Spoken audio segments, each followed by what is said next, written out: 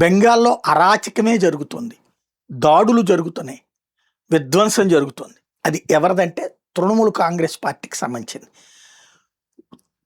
లాక్కున్న షాపుల్ని తిరిగి తీసుకోవడం, ఆక్రమించుకున్న స్థలాల్ని తిరిగి తీసుకోవడం, ఆక్రమించుకున్నటువంటి రూముల్ని ఖాళీ చేయించడం, పార్టీ కార్యాలయాలను ఆక్రమించుకుంటే అవి తిరిగి తీసుకోవడం, ఇదంతా దౌర్జన్యం, దాడి.